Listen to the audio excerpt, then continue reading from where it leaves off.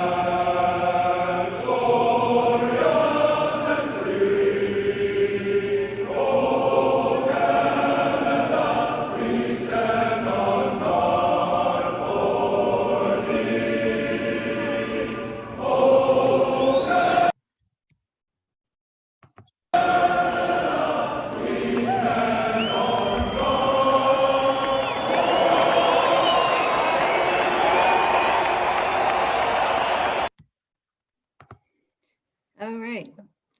Thank you, Frank. So we couldn't start today off without acknowledging what's happening in the world and how we should not take our where we live very we shouldn't take it for granted. I've had the opportunity to go and visit the YMCA's in Ukraine twice during my term at the YMCA. And so for me, this past 13 days has been very personal. Ukraine-wise started up after the USSR was just taken apart. And so the Y in Ukraine has been around for really and working for about the past 25 years. And it's much different than our Ys here. The country is a much poorer country than you might imagine, although looking at some of what you see on the TV these last number of days, you will see that it doesn't look very affluent. It's when it was with the USSR, the infrastructure is just not what we might expect it to be. But the people there are absolutely amazing. And the young people in particular, the YMCA movement really did capture the hearts and the minds and the souls of the young people there. And it has focused on young people in leadership opportunities, and just working with the young people there. YMCA of Northern Alberta and YMCA Calgary are partnering with as international partners with Ukraine. So we've been receiving regular updates from Victor Serbalov, the General Secretary, throughout this period, and just heartbreaking again what's happening. But Victor and his wife have made it safely to Poland and are now there, but many of the volunteers and most of the Ys are run just by volunteers. Like the last time I heard, there was 10 paid staff in a country, in the whole country, and there are 20 different YMCAs around the country. So, but there are, so these volunteers, the presidents of the local YMCAs are also the executive directors of the local YMCAs. A little story on the weekend, I heard that one of the presidents has opened up her house and is taking in refugees, as the internally placed refugees from other parts of the country. This was the same president when I was there the last time, who she used her pension in order to subsidize the budgets of the YMCA that she was there with. And she and her husband lived off of his pension. Just wonderful, wonderful people. But yeah, there's so many young people there. So many of them would be early 20s, and I just, worry about them. So it's been a very trying time for the last little while. I'm sure many people are wondering what they can do. And the YMCA Ukraine, YMCA Europe and World Alliance, as well as all of the international partners, the funders, otherwise that are funding them, have been talking a lot this last week. And certainly there is a campaign at YMCA Europe that you can donate to. Or I was speaking with YMCA Calgary just yesterday. And if you want to go and donate on the YMCA Calgary website, you can certainly donate, and the dollars will go over to Ukraine in the emergency relief that they're now starting to put together. So we've just all got to keep them in our prayers and our thoughts, and hope that this will end soon. One final announcement, a little bit more enlightening one. But Franco, can I turn it over to you and talk about World Council in July?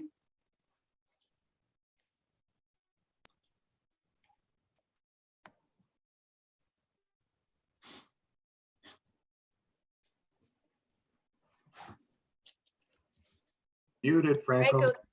You're muted. Okay, I guess we can hear me now, I hope. Yes? Yep. Okay, perfect. Thank you. So this is the quadrennial conference coming up, and initially I thought it might be virtual because of COVID, but at the end of February, they had 700 people, which was the minimum required in person, but also an additional 900 people have signed on to be online. So this will be a hybrid conference. Also, the 6 days will incorporate both the World Federation of YMCA Retirees, which is us, and the World Urban Network. So they're combining it all at Aarhus, Denmark, in that 1 week of meetings and coming together.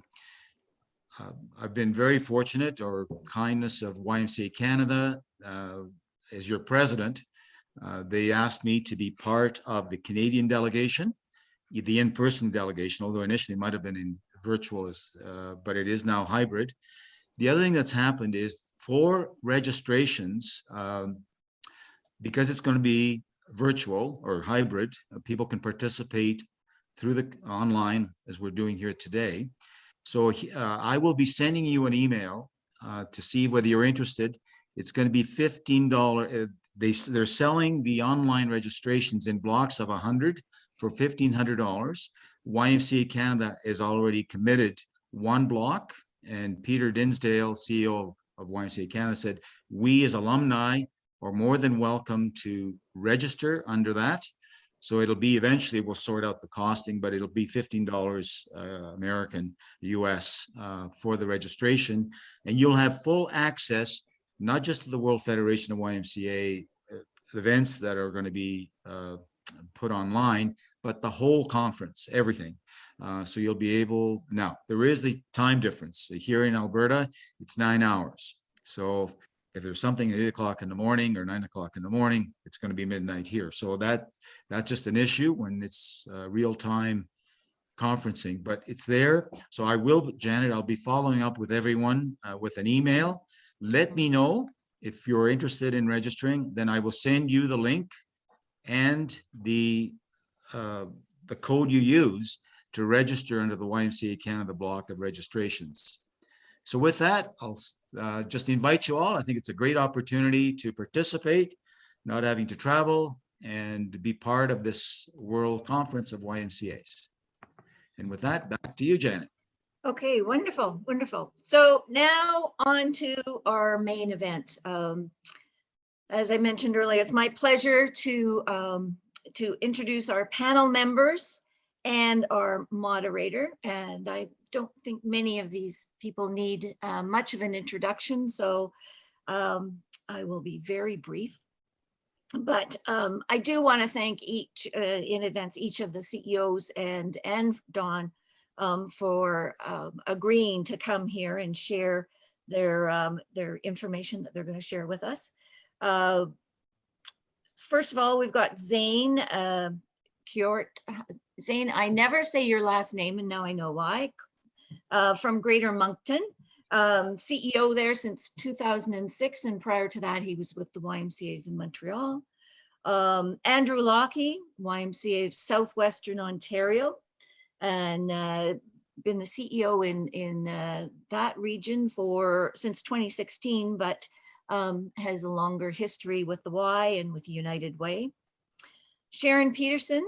Sharon, we have to say thank you. You're in your countdown to retirement, so we really appreciate you taking the time to spend with us today. But Sharon's been in Okanagan YMCA for 27 years. I can't believe that. As I said, will maybe be joining us on this side of the Zoom calls in the future with the alumni. And lastly, Stéphane Vancourt, CEO of YMCA's of Quebec since 2002. And many of you will remember Stéphane was with us back in late 2020 when we had the RDCs talking to us about the Ys and the pandemic and how that was going. And then lastly, I want to introduce our volunteer moderator extraordinaire, Dawn McCreesh. I don't think anybody doesn't know Dawn, but Dawn was recently highlighted in our Tie Lines edition. But Dawn's been a long time volunteer. I first met Dawn when I was a very new RDC coordinator, and he came out and helped us with human resources and competency-based management with human resources back in one of the original senior leadership trainings many years ago. But Dawn's been involved in local YMCAs nationally and World Alliance. Continues to share his expertise with not just the Ys, but other charities on governance, Imagine Canada standards, and just about anything else that we ask him to. But he has said he's cutting back on his volunteer work. We'll have to see about that. He wants to retire. But thank you, Dawn, once again. And I'm going to turn it over to you now to be the moderator of our panel. Great, thank you, Janet, and great to see all those faces out there from that I recall very fondly, and lots of great memories. So great to see all of you still active and involved. So yeah, so let's have a conversation around what's happening at the Ys across the country. We've got 4 great panelists, and I think our tone is going to be more looking forward in terms of what have we learned, what's positive, and where are we going.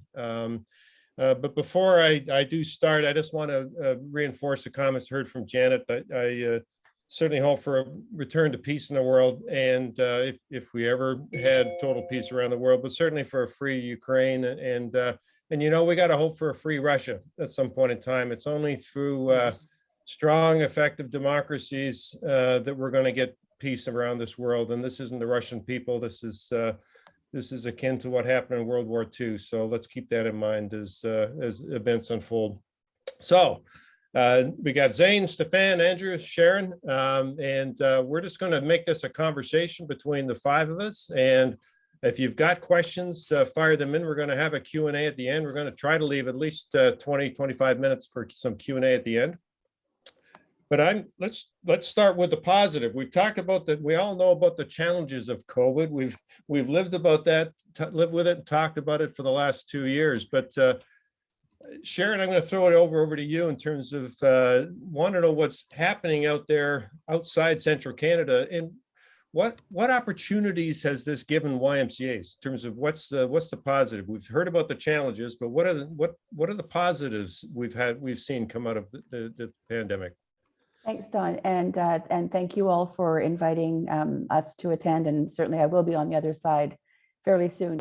You know, for our YMCA, we were in the West, or BC in particular, we were only closed for a 3-month period completely. I mean, we still had our childcare and our community programs, but our health, fitness, and aquatic centers were closed for 3 months, April to July of 2020. And that actually, we laid off 270 of our 325 staff, and that hurt like heck. But it gave us an opportunity right out of the gate to really empathize. You know, we all say that we want to engage our staff, and we communicate, and we try and involve, and we have rewards and recognition programs, and we do staff surveys and all that kind of stuff. But really, this gave us a real opportunity to empathize with what they were going through. It hurt to let those people go. And we knew that financially there was going to be impact. But right away, we started to communicate almost every second day with, you know, here's some opportunities for government support, here's some mental health supports. We arranged staff calling each other. We didn't keep on too many staff, but those that were on took the opportunity to connect. We had town halls with people who were laid off. And after, when we came back in July, we continued that kind of connection with our team members. And rewards and recognition became a whole different thing. It wasn't, you know, just those things that you have to do. It was the things you wanted to do. So, you know, when we surveyed our staff, we actually, the Work Well survey, that YMCA Work Well survey, was really helpful in really understanding the mental health of our staff. And trying to, even when they came back, to recognize how difficult it was to deal with their members and their visitors to their centers who were not happy with the restrictions, and were taking it out on the people that they saw when they walked in the door, and really trying to find resources like resilience training and coaching sessions to really, again, empathize with what they were going through. And so that survey, really interesting, was one of our best scores, I guess you could say.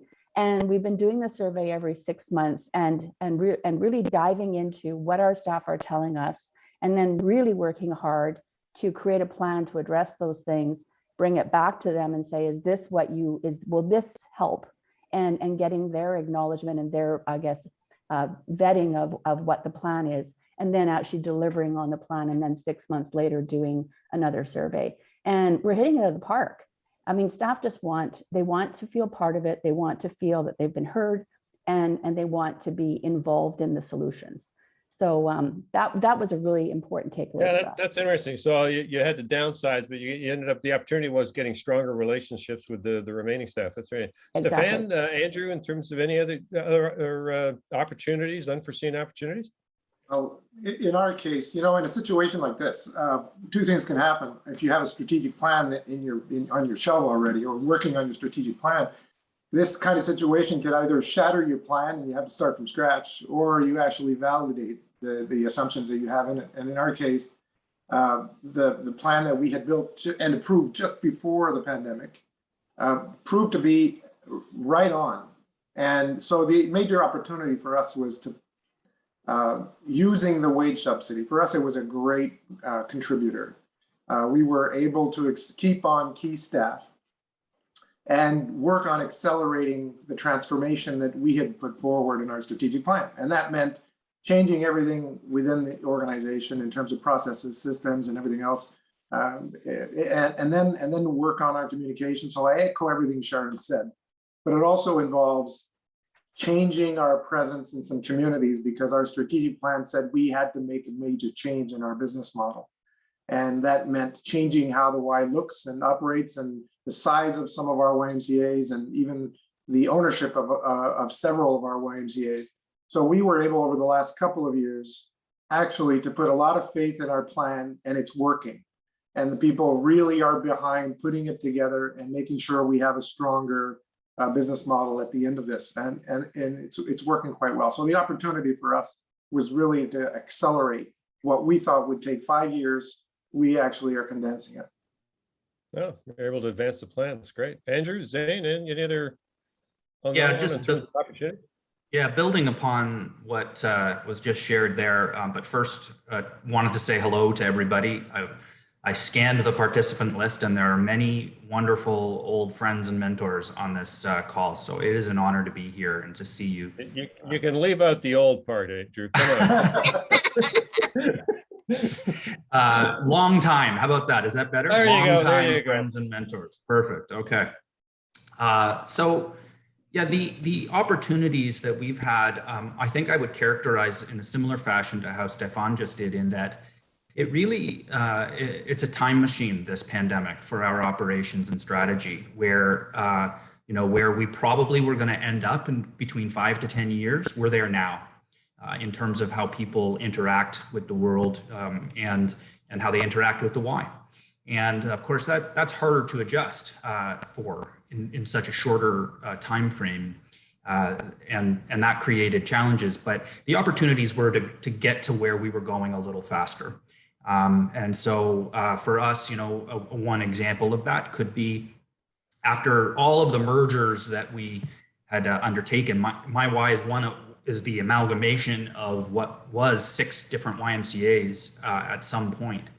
And so we had been very gradually updating things to be consistent across the board. And there were certain communities who were more sensitive to how the membership model worked, for instance, or what services were offered and so on.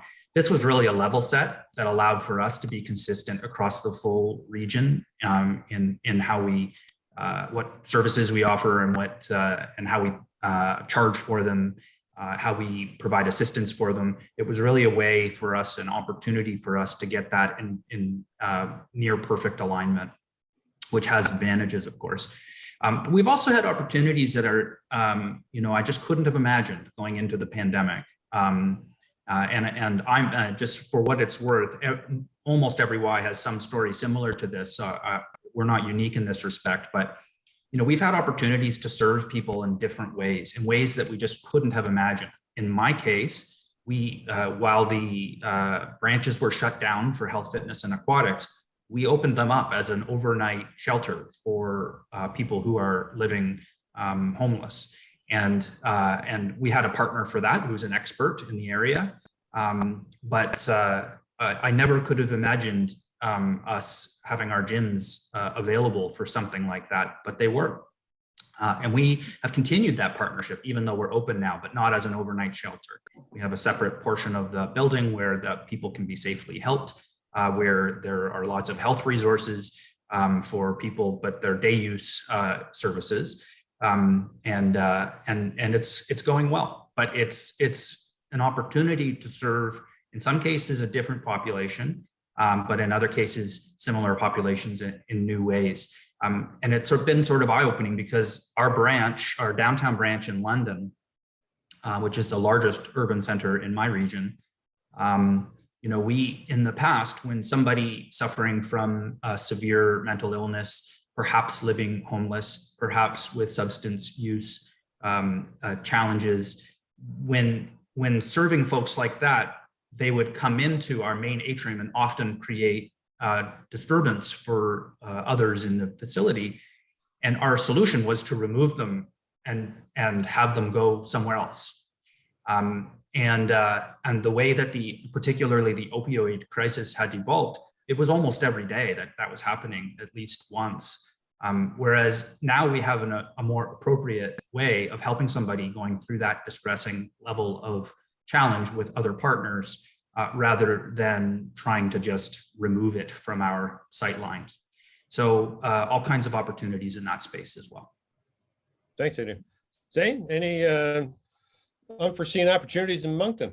I think for us, it brought us back to our mission. At the end of the day, the whole HFA, health, fitness, and aquatics area that we've been concentrating on for so many decades and building these behemoth YMCAs with 3 pools and 5 locker rooms and everything else. At the end of the day, we got back to our core values, which was a little bit what Andrew and Stefan and Sharon were all talking about: re-engaging with our staff, re-engaging with the community, and becoming more relevant in our community. Our Reconnect outreach program celebrated its 20th year of working with homelessness. And throughout the whole pandemic, we never shut down any of our community programs. Our health and fitness, absolutely. But it brought us even more relevance in the community and even more credibility amongst all 3 levels of government. And from a funding perspective, from a philanthropy perspective, we were afraid at first to go out and ask people for money. When we shut down, we had a debate amongst our staff going, do we ask people? Is this the time to go out and ask people for money? And we made the conscious decision to really be aggressive on it, and it paid dividends. Last year in the greater Moncton area, we raised almost $800,000. So for a small to mid-size Y, that is absolutely phenomenal. And that talks to me about how relevant, yeah, the HFA is still around, and yeah, we still have people coming in and exercising. But you know what? I feel that with our community programs and everything that we've done, we're even more relevant today than we were pre-pandemic. Yeah, that's great to hear. And so, Zane, while we've got you, we've got the green box around your face there. The Y is always big on leadership learning. I learned that from the days back in YMCA Wanakita. It was all about leadership development. So what learning have you got out of this in terms of as a leader? I found that you could plan a little bit like Stefan was talking about. You've got your strat plan on the shelf or on the corner of your desk, and you can plan for everything, and then you get thrown a curveball. And I think what the pandemic has taught us is that you got to learn to be a switch hitter, and you got to learn to hit everything, because no matter how much you think you've got it narrowed down, and yes, we're finally in this situation, boom, the rug gets thrown out from under you again, and you have to readjust. And the other thing I learned really quickly was, and I'm sure my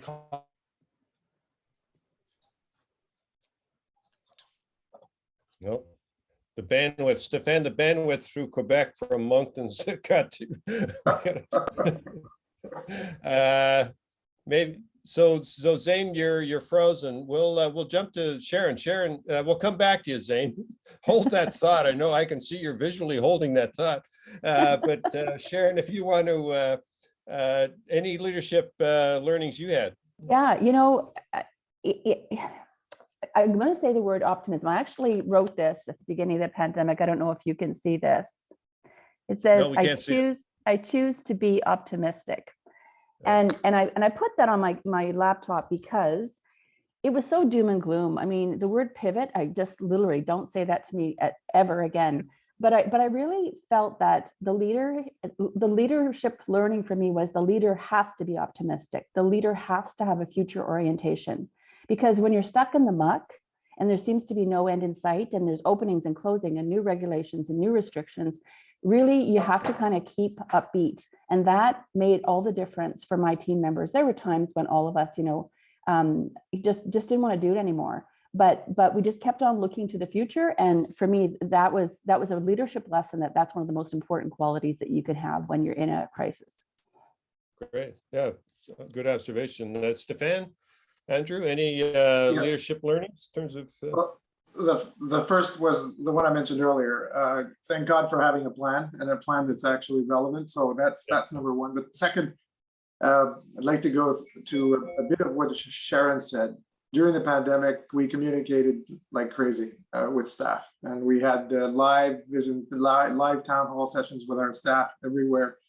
And you have to maintain that message of here's where we're going, here's what we know, here's what we don't know, and here's where we're going, at least for the time being. And that's so important, but you don't realize it on a screen, right? When you're in person, you can see the body language, you can see the reactions, and you can adjust. So getting some feedback on that, on the effectiveness of doing that, can take some time. So over time, over the 2 years, we obviously lost some key staff. And when people left, that's when we got some feedback.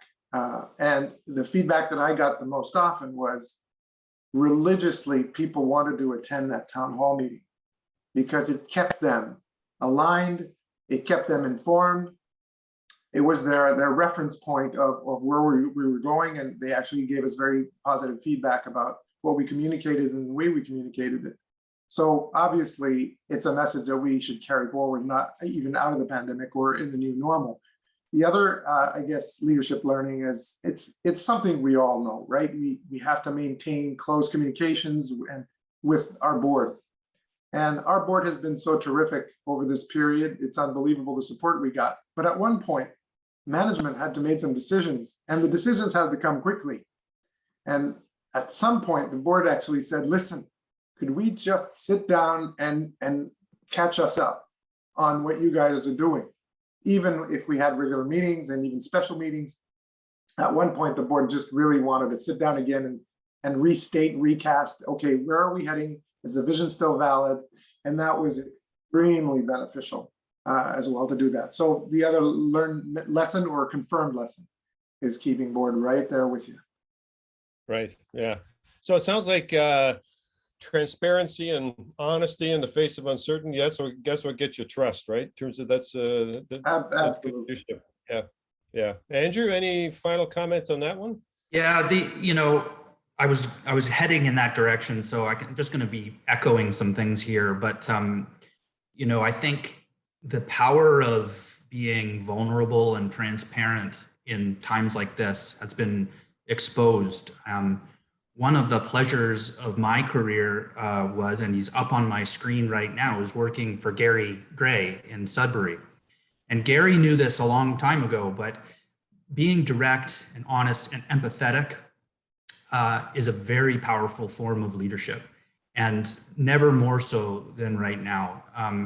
And so, you know, I'm just echoing back to Sharon's point at the end about choosing to be optimistic and expressing that optimism is a vulnerability because, you know, you're putting it out there and opening yourself to the idea that, you know, this is a very serious situation. How could you possibly be optimistic? What are you, you know, and so on. But I've made the same choice, and I've tried very hard to put that out there as clearly and vulnerably as I can. And it's been important for people to hear. And I do believe it to be true.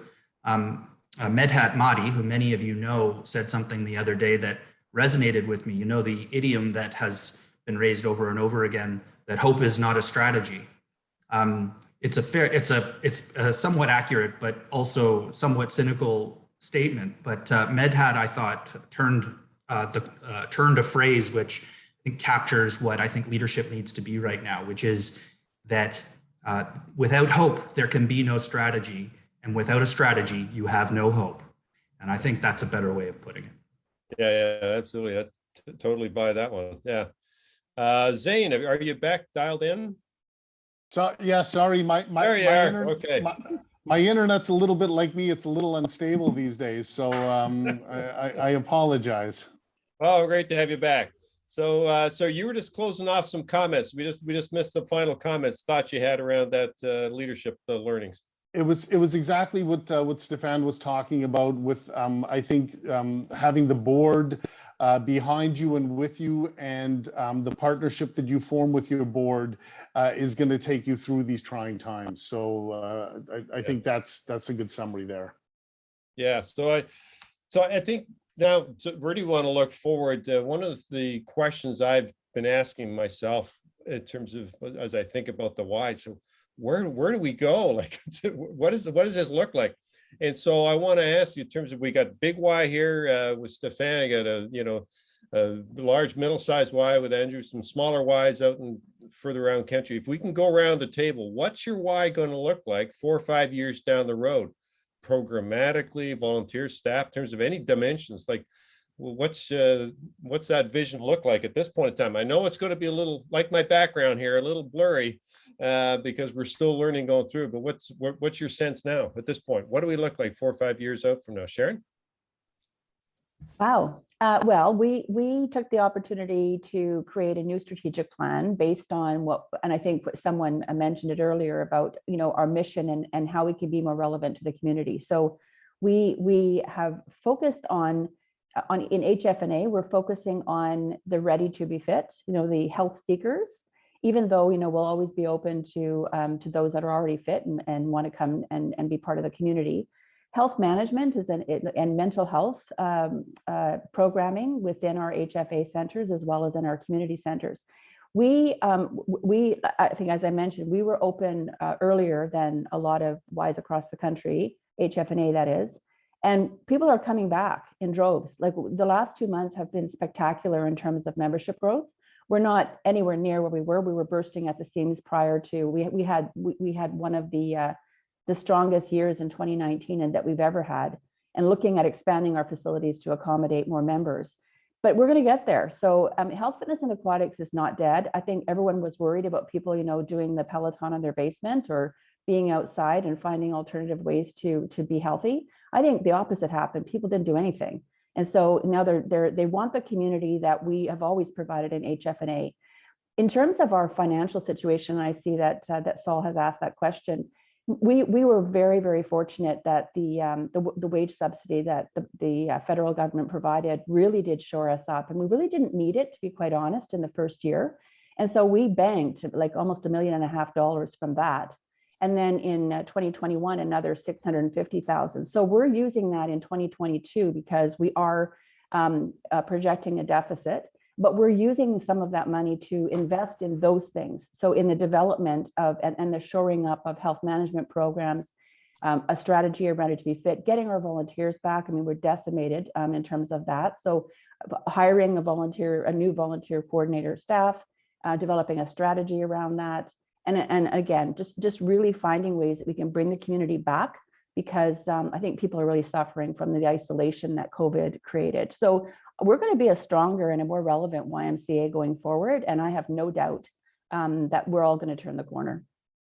So Sharon, you would see, you're beginning to see that it's not going to look much different than it was 2 years ago, getting in like. I think, yeah, I think, I mean, there's a lot of you know, private gyms that closed and who knows whether they'll reopen again. But I think what we bring is family and community. And we were already there in terms of developing these sort of groups, like our, you know, our Healthy Hearts and our hip and knee people and those kinds of things. And developing those relationships between members. So that's what they want. It's not so much that they can't do that outside or in their basement. It's that they want to be around people. And that's what we bring to the community, I think, in YMCAs. Great, thanks. Andrew, where's Southwestern Ontario going to be? Well, with my crystal ball, I would foresee a couple of things. Of course, if I've learned anything from the past 2 years, it's that thinking you know what's coming in the future can be a fool's errand, but it is, of course, always useful to project forward as much as you can. And it feels like we have a clearer line of sight right now than we have had in the past 2 years. And so that's helpful in terms of thinking about where we're going. I agree completely with Sharon that people think of the Y as a place where you're around other people. And I've always believed and put forth that that's really what we do when we're at our best, is to bring people together, and specifically to bring people together from different backgrounds and abilities and dimensions of life in a positive environment in a way that really nobody else is. You know, you think of how neighborhoods are structured and how programs and services are delivered by the for-profit sector, other not-for-profit agencies and government. It has a tendency of creating groupings that then interact with quite a homogenous way, whereas the Y has always, of course, been an antidote to that. And I believe when you look around the world right now, that more than ever, we are needed to bring different people who maybe don't live in the same neighborhood or believe the same things into the same positive environment. And so that need is greater than ever. But I would just expand a little bit upon the idea of bringing people together to get our heads wrapped around the multiple ways that you can do that. We haven't tended to be a place where people get together digitally, for instance. We have been a place where people get together physically, and increasingly people will view getting together being something like what this is, this meeting that we're having right now. So fitness classes happening online is one way to do that, but there are many other ways that Y will need to develop that will create places that people come together to be respectful for one another, even if they look different or sound different or have different views on issues. I think the Y needs to get its head wrapped around how we can continue to deliver on our mission at a core level of bringing people together, but expand our conception of what that is, which won't eliminate what is optimal, I believe, that people are coming together and holding doors for people and letting them pass through. We need to find what the 2.0 is to that ideology. And of course, you know, what comes to mind are the digital realm and what that looks like. But it could be coming together, just not inside a Y building, outside somewhere in other ways. And we just have to expand our perception of what it is we do to bring people together in a positive and constructive environment. Great, thanks, Andrew. Zane, what's Moncton going to look like? I think even more operationally efficient, and I think that was one of our learnings. Is we opened up a new Y right smack dab in the middle of the pandemic, and we opened up a very small footprint, 35,000 square foot facility that has really become a center of community. And to touch a little bit what Andrew was talking about, people want to get back together. People want to see each other again. People want to be with each other again. And I think that we've learned a lot from a virtual component, but I think that we need to be able to be operationally efficient And I'm not sold on these big behemoths anymore of buildings. And I think smaller footprints, more strategically placed throughout the community is an answer. The other thing I firmly believe that we're concentrating an awful lot on is philanthropy. We're putting an awful lot of emphasis in philanthropy and investing in staffing so that we can be in a situation that we're not going to be as reliant on revenue based on membership or childcare, but that we can have our own feeder system. We're starting an impact membership where you don't have to be a member, a physical member of the Y. You're just paying a monthly fee to have an impact in your community. And lastly, I think what Moncton is really working on is relevance and partnerships. We can't go it alone. I think we've all realized that over the past little while. Stefan, some of the partnerships he's created in Montreal are, I think, the wave of the future. Working with municipalities and city and provincial and federal governments to be able to offer programs together and not us going it alone. So between now and when I retire in the next 5 years, that's where I'm going to be spending a lot of my time. Thanks, Shane. Stefan, anything to add to where we might be 5 years down the road? Yeah, Where's Quebec for gonna be? our Y, our strategic plan was really based on the impact we want to protect. And at one point, we're so spread out thin, we have so many programs, we had to just, okay, let's refocus here. Which are the areas of programming we really want to protect? So the whole strategic plan is based on that. And then confronting that with the fact that we have been actually facing so much increasing costs in maintaining our buildings. And with the dropping memberships or the new environment of membership, that's all pre-pandemic. So when you combine all these factors together and combine that with the fact that in Montreal, we have such a high density of full service YMCAs in such a small area, it was just not possible to maintain that kind of configuration for the future. And that's why we made a couple decisions to shut down 2 centers before the pandemic, but we're looking to transform our full service Y in different ways in the years to come. And I see Sheila Lorson on this screen. Her YMCA in the West Island of Montreal was just sold, but we maintained YMCA programming in that YMCA. We're maintaining all of our community programming. We're maintaining group fitness courses, but the city is there to manage the rest of the building. So it's a great partnership that we hopefully could replicate in other areas of the country. But overall, the main message is our YMCA is not just about full service YMCAs. That's why I agree with Zane. We have a residential camp like most of us do. We have an international language school. We have a residence for asylum seekers. We have 35 points of service across the province with programming for youth, especially youth and school success. We opened a new Y in Quebec City, resurrecting the Y there after almost 20 years of closure. Our YMCA is much larger than the few full service YMCAs we have to make decisions on in Montreal. So when we zoom out and take a look at our Y, today, pre-pandemic, we had a situation where we had a heavy, we have a lot of, Stefan, Rich, do you want to go on mute? We're hearing your pizza order there, Rich. There you go. Okay, Stefan, go ahead. So pre-pandemic, we were already facing heavy pressures on our business model, operational model, financial model, however you want to call it. So we have to stay the course in reducing the level of ownership of our building. We don't have to be owners of all these buildings. We can rent spaces. We can invent new ways to deliver our mission and impact. And we have a plan for that to happen. And when we take a look at our Y in 2027, well, we'll see if we zoom out over the province, we will see that it will have slightly changed configuration. The footprint may have changed a little bit, but overall it's going to be the same Y, but much stronger. We don't have much debt right now, and I don't want to get into debt, right? So it's really at the time to do that right now, and hopefully in a few years we'll have a more robust business model that will carry us another 170 years. Yeah, so I don't know about others on the call, but I'm a bit surprised. I'm pleasantly surprised to hear health fitness, in terms of return, Sharon, as you said, there folks are coming back, which is great. But it sounds like kind of the same kind of a lot of the operations, maybe done differently, a little more dispersed.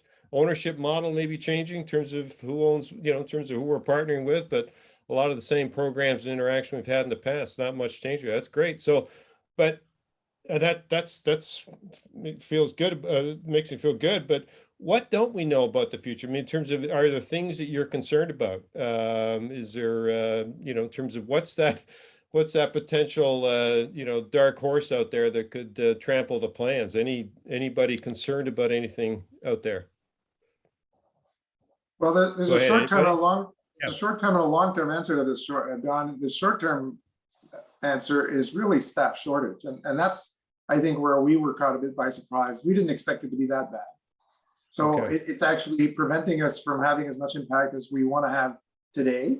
It's really, really a tough challenge, this staff shortage. Stefan, is that Stefan, is they don't want to work at the Y, they've got other opportunities? What's causing the shortage? Well, there are various theories around, but I guess the most important one, that the recurring one I keep hearing, is really the pandemic has lasted long enough for people to make different choices in their careers, essentially.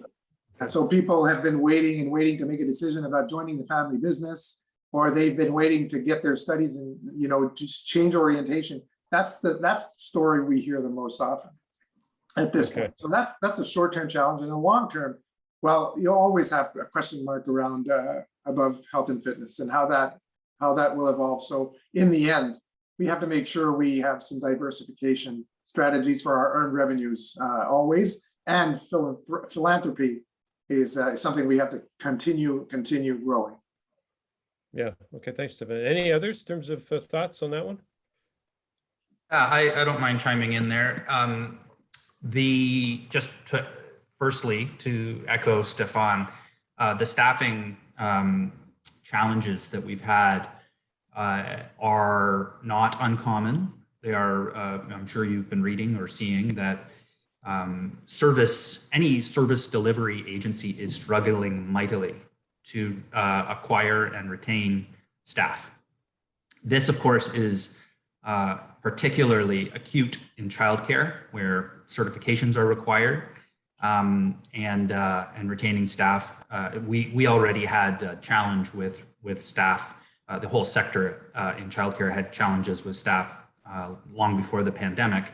But the pandemic has made it far, far worse. I live in a province where we have not yet signed a national childcare program deal with the federal government. But when we do, which it's inevitable that we will, the demand for childcare is going to go up exponentially when it only costs $10 a day. It only costs them $10 a day. It costs us a lot more than that. That's what the deal is all about. In any case, that will only compound the challenges. So I think I'd put that in the known unknown file. We know that we don't know exactly what that deal is going to entail and how it's going to impact us. And so that's critically important for our operations. I saw somebody put in the chat some question around where revenues are coming from these days. Most Ys have childcare as their largest operating area, as measured by revenue, that is. I know that's not true for you, Stefan, because it's a different arrangement in Quebec, but other places in the country, that's not an uncommon thing. And so that will have a significant effect.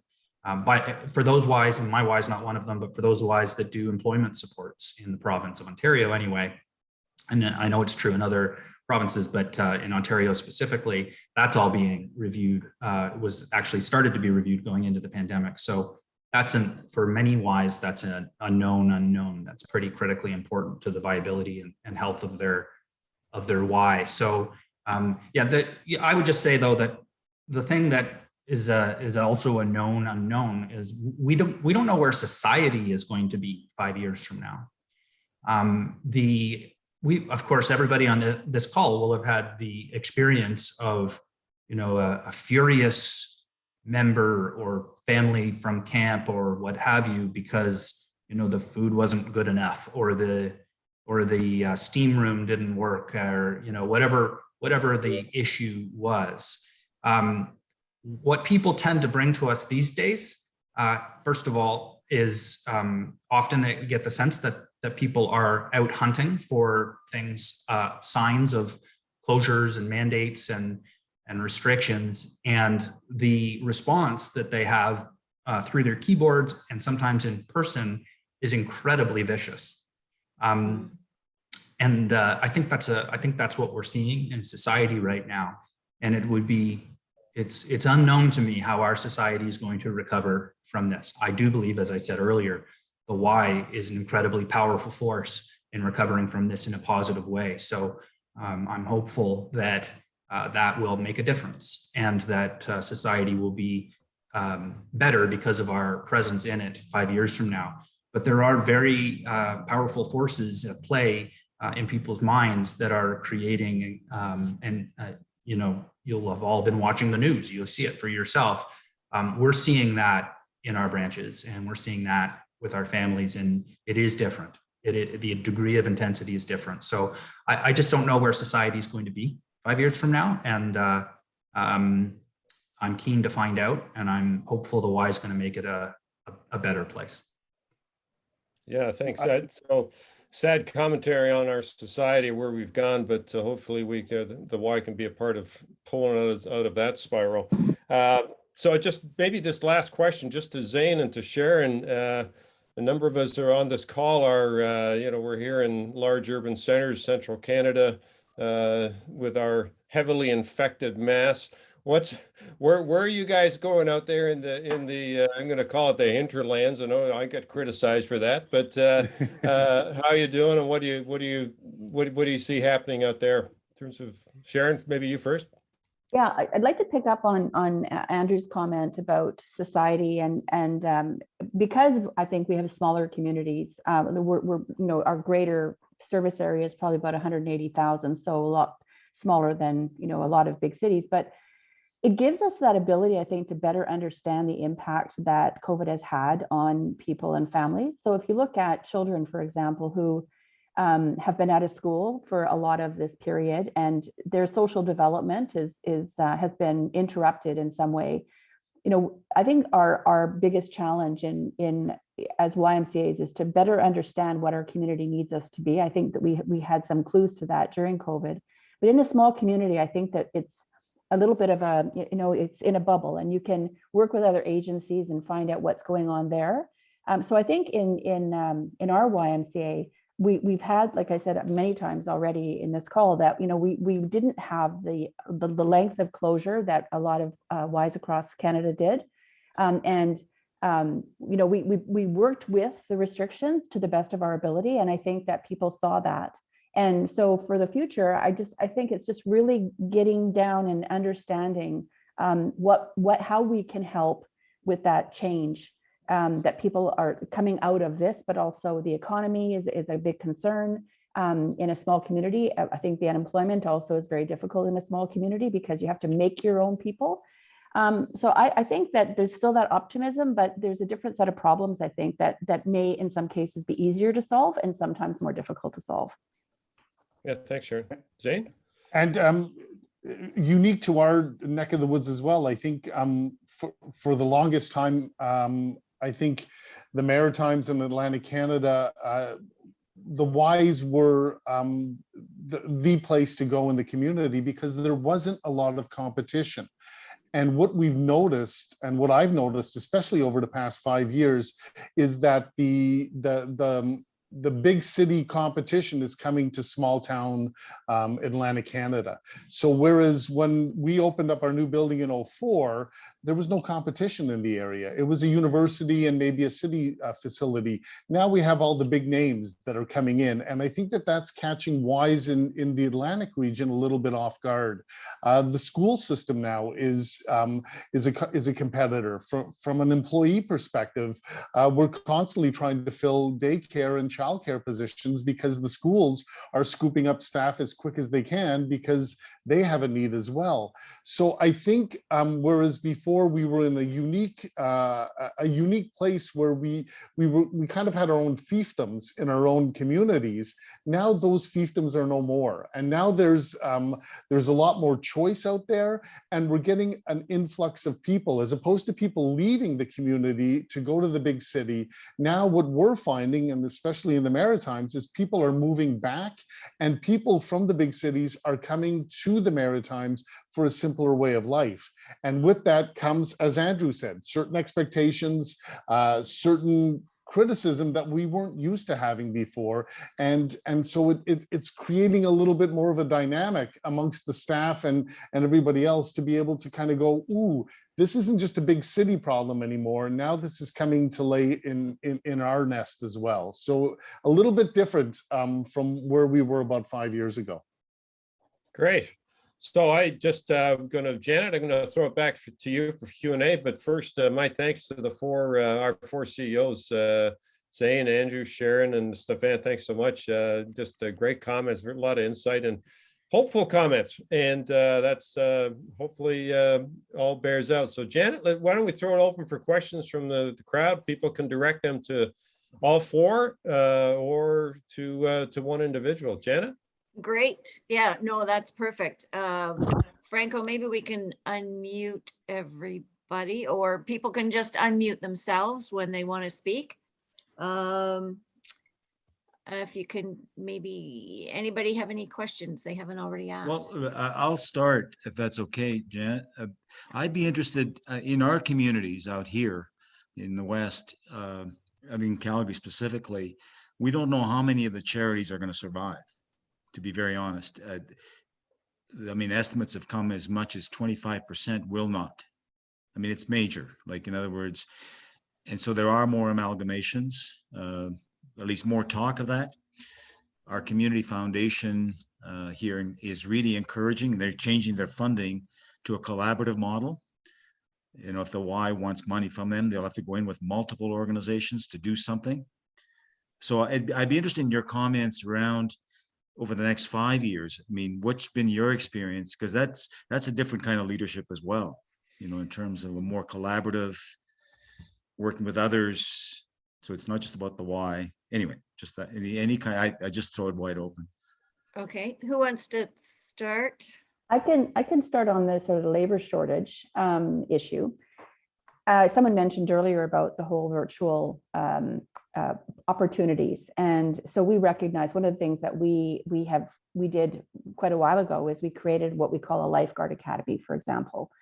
And young people right now, they can deliver pizza, they can Uber, they can do anything. So, you know, the higher paid jobs obviously are drawing them, but typically lifeguards are, you know, first jobs.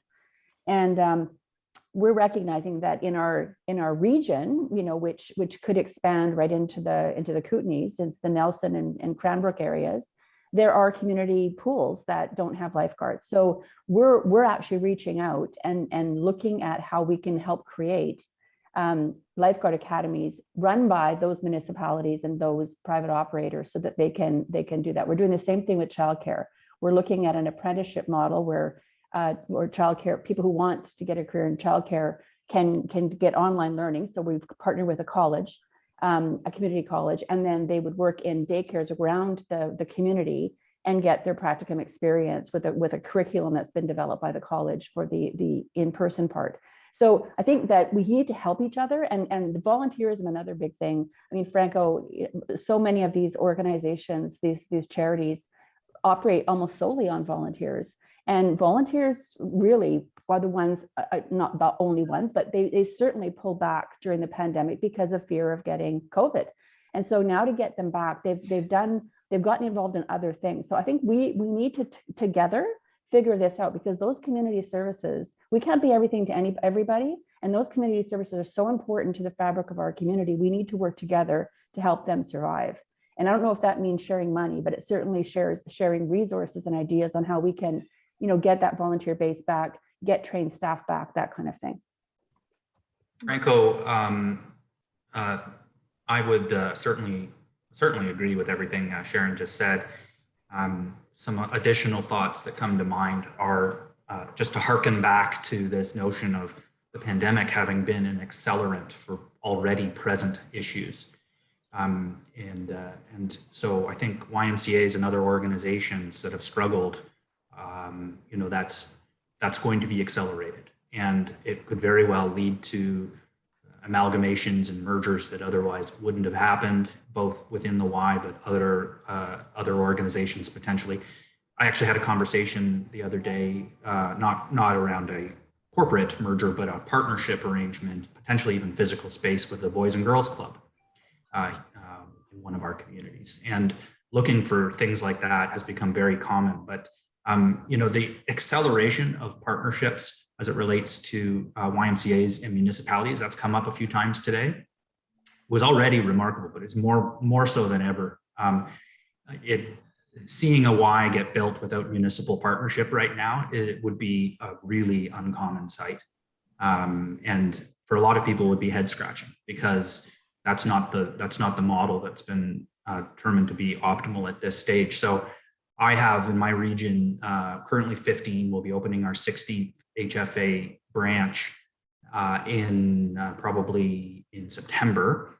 And that one's a municipal partnership that we're basically, the municipality's building facility is a rural area, and then we're running it for them as a Y.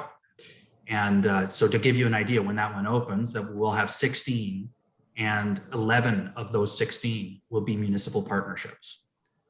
It's just become by far the most common thing on the basis of optimization, but also in some cases now the basis of necessity. Would I go out and buy some land and build a Y? Right now, probably not. But if I were partnering with a municipality or some other sort of arrangement, I think I could see it happening. So these forces are being accelerated, but to be honest, probably were there beforehand. Franco, what I've been noticing in our neck of the woods is a willingness from community organizations and charities to work together much more strategically than ever before.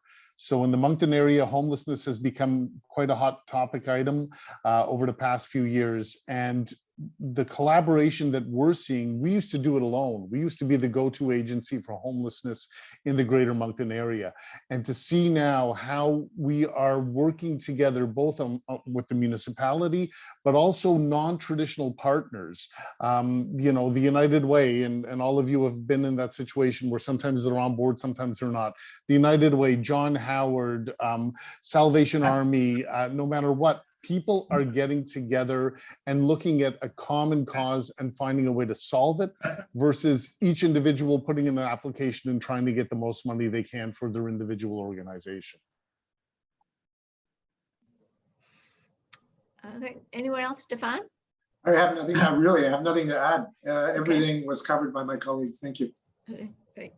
Any other question from anybody?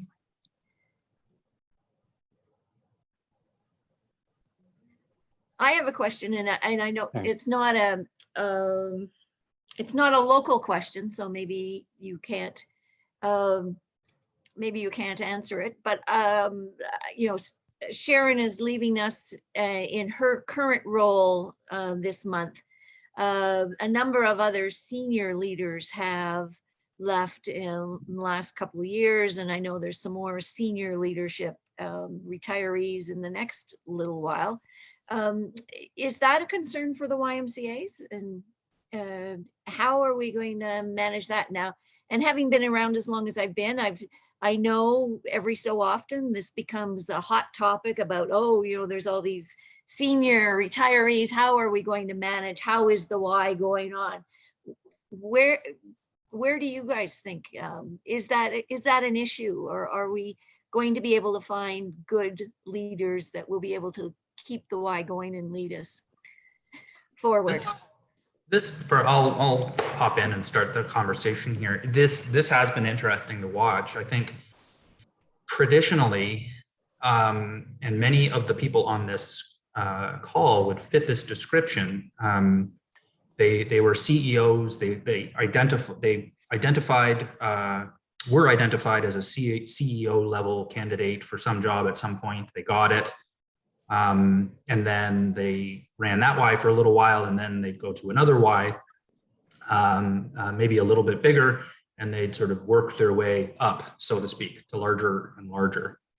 And the benefits of that were very important. The experience and the dynamic of experience that you could build up in a network when that was the way that it typically happened was a good thing. What you left on the table, so to speak, with that approach is a lot of homogenous thinking about how you solve problems, how you approach your work as a Y, And you know, it wasn't as common that somebody would be running a big Y if they hadn't run another Y before that. I know actually I'm aware that Stefan is like the exception to what I'm describing, and he's on the call, but I think you all know what I'm describing as being really the most common path. Interestingly, Hamilton, Jim retired recently, and of course, Steve Butts retired very recently. And in both cases, they were replaced with people who were taking on their first CEO job the first Y job. Although I think the gentleman in Hamilton, Manny, he long ago worked in a branch, but you know, his executive path had gone in a different direction, and now he's coming back to the Y. But the person in Vancouver is new to the Y as an employee. And the same was true in Kitchener, Waterloo, Cambridge when that happened. It was somebody who was new to the Y as an employee. And it happened at Y Canada as well. Of course, Peter Dinsdale hadn't been an employee of the Y before. And I think we're reaping the benefits of that to some extent, where it's this fresh thinking, it's a different lens, and there's lots to gain from that. I hope that there's also some casting toward the importance and benefits of there being legacy and experience within the network at our most senior levels. So a bit of, you know, try and have our cake and eat it too. Yeah. Well, I can say that my successor is an internal candidate.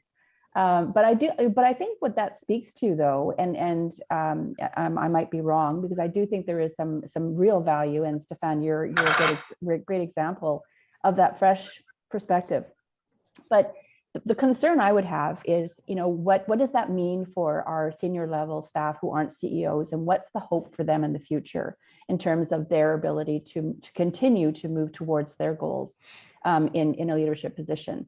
And I know that for my successor, all the other candidates except for one were external, and they very much were considered by the search committee. But at the end of the day, you know, she's a good candidate, and you'll love her, and you know, she'll be great. But I do think that is a huge concern, in that we need to start working very hard to create succession planning, to provide those leaders with the opportunities they're going to need in order to compete for those positions. And then I think Y Canada needs to resurrect their leadership development program, because, you know, through COVID, certainly that has gone to the wayside. And even before that, it wasn't necessarily grooming those leaders that we needed to have come up through the ranks. So I think that, yeah, we need to look at this. I think that it's an important issue. I was going to say something very similar, Sharon. Thank you. And I'd also add that let's review our recruitment processes as well. What are we looking for when we recruit or hire someone new in the organization at whatever level? What are we looking for? The challenges that managers and senior executives have to face today are much different than they were in the past. So if we want to groom someone at several levels within the organization, let's take a look at how we hire them in the first place, and what we look for. I think that's very important as well, in addition to what you said. And Janet, if I could just jump in, I do think, and I appreciate the comments that Andrew and Stefan and Sharon have made, is I do think, though, we need to stretch a little bit more in this organization in terms of where are we on diversity in terms of leaders and our leadership across the country.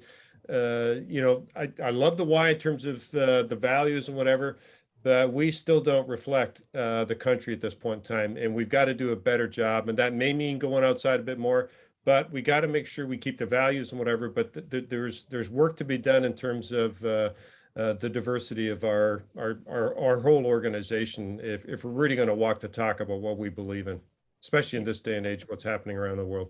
Absolutely.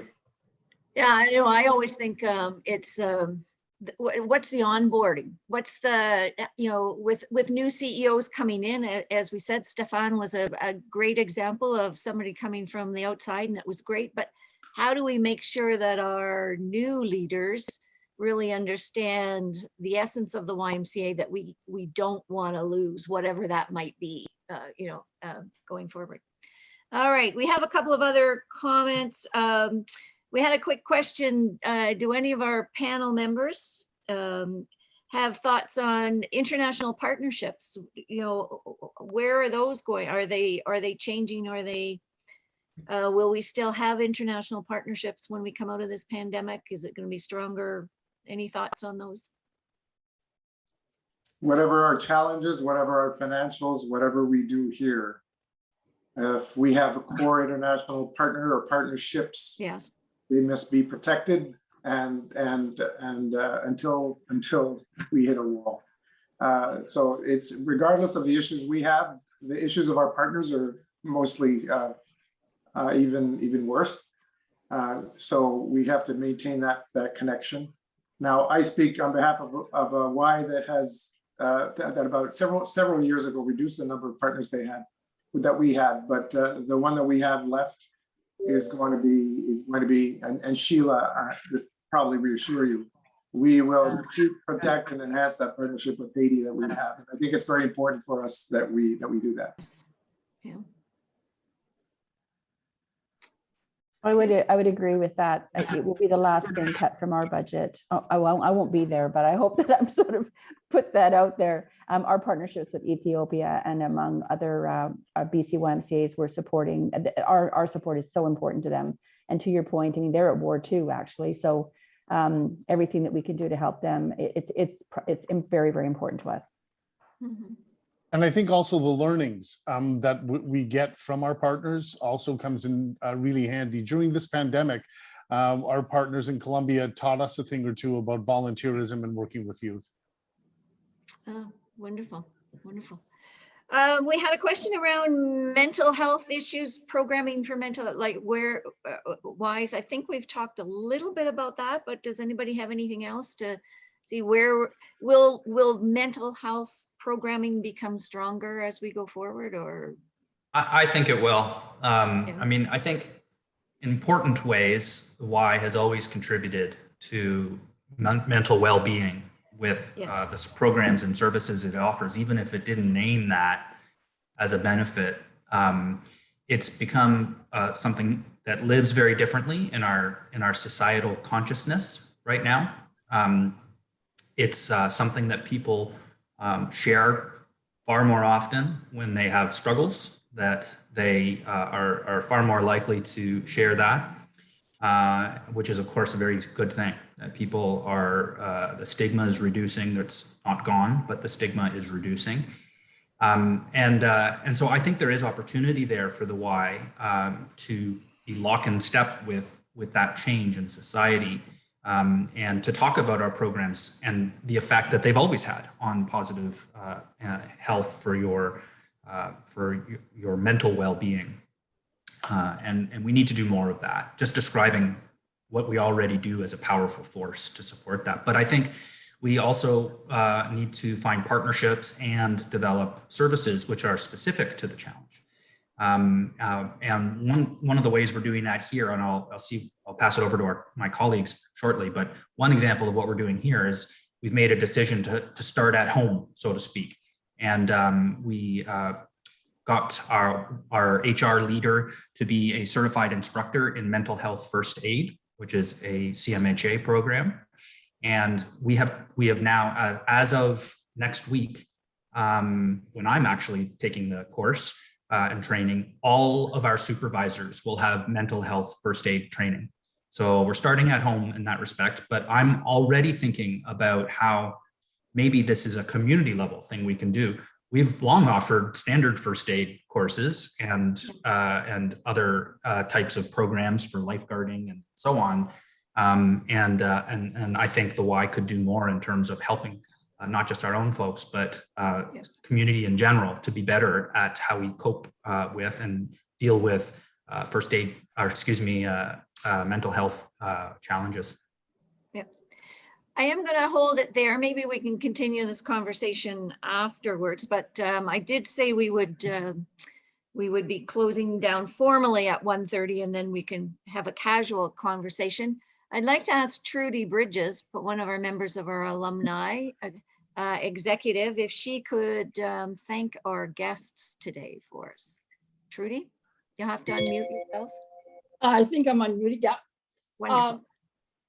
Anybody that knows me knows that I sometimes have run off of the mouth. And so I tried to make notes. I want to do my thank you, but I've written it down so I wouldn't get carried away.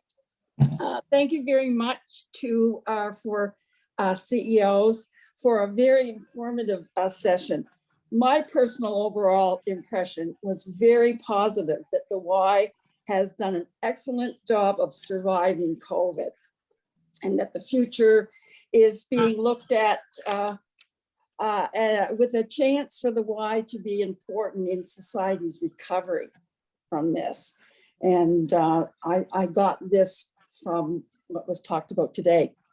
I was madly taking notes the whole time. I've got several pages here, taking many notes because there were so many things that were spoken about that I want to take time to think about later for my own understanding and appreciation.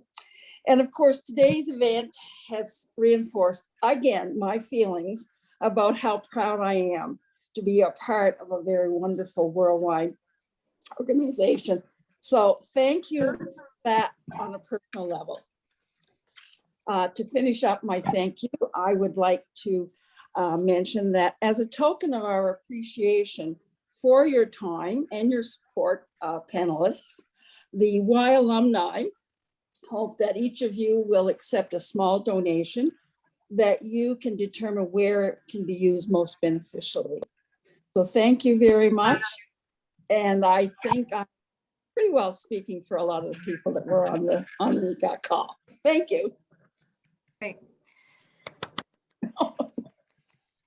Thank you, Trudy. And I certainly want to thank the panelists as well. This has been very, very enlightening and answered many questions that I think we've all been thinking about and wondering about during the pandemic. We've got two little things left, and that is one, Marlene Etherington again has volunteered very graciously to take a picture of us. So if everybody can get their smiling faces or their funny faces, whichever you would like, she will take a picture. So, and you have to turn on your cameras if they're not on. On my screen, everybody's is on. So Marlene, can we do that right now? And absolutely. So I want everybody sitting up straight and tall. That made you smile. Yes, yes. Okay. And so there's my button. Great. Thank you. Wonderful, wonderful. Thank you. And lastly, just wanted, as we officially close, just to recognize formally that it is International Women's Day. I hope you take time to celebrate the role that women are playing in your lives, and that the role women are playing around the world. Certainly in Ukraine, you see this all the time, how strong the women are there. And we need to keep them in our thoughts today. So that's the official, but as I said, closing, stay on and we'll continue our conversation. Franco, you're muted. Janet, oh yes, maybe... sorry, I had one more thing too. I know what you're gonna say. Okay, go ahead, you're on. I worked too long with you. Just wanted to mention that